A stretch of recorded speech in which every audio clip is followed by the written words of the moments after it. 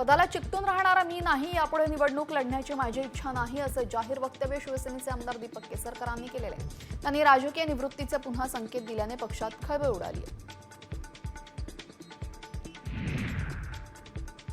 मालवणमधल्या राजकोट किल्ल्यावर छत्रपती शिवाजी महाराजांचा भव्य पुतळा उभारण्यात आलेला आहे. त्याचं अनावरण 11 मे रोजी मुख्यमंत्री देवेंद्र फडणवीस यांच्या हस्ते होईल. यावेळेस मंत्रिमंडळातील इतर मंत्री देखील उपस्थित राहतील.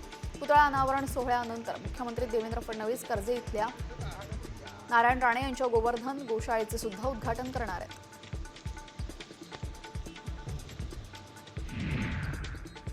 विजयदुर्ग समुद्रामध्ये अनधिकृतरित्या मासेमारी करणाऱ्या मल्पी कर्नाटकमध्ये नौकेवर कारवाई करण्यात आलेली आहे. मत्स्य विभागाच्या गस्ती नौकेमध्ये कारवाई करून ही बोट ताब्यात घेऊन देवगड बंदरामध्ये आणण्यात आली.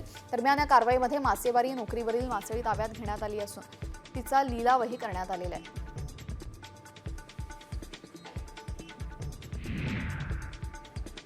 गोव्यातील शिरगावमधल्या यात्रेदरम्यान चेंगराचेंगरी झाली. यामध्ये 7 जणांचा मृत्यू झाला तर 40 पेक्षा जास्त लोक जखमी झाले.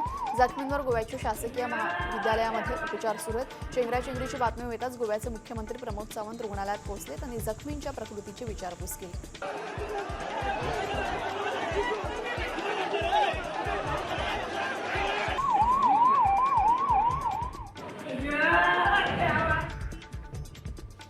रत्नागिरी जिल्ह्यामध्ये ग्रामपंचायत कर्मचाऱ्यांनी जिल्हा परिषदेसमोर आंदोलन केलं. वेतन श्रेणी, निवृत्ती वेतन तसेच ग्रामपंचायत स्तरावरील प्रलंबित मागण्यांसंदर्भात आंदोलन छेडण्यात आलं. कर्मचाऱ्यांच्या वेतनाचा प्रश्न बऱ्याच वर्षांपासून प्रलंबित आहे.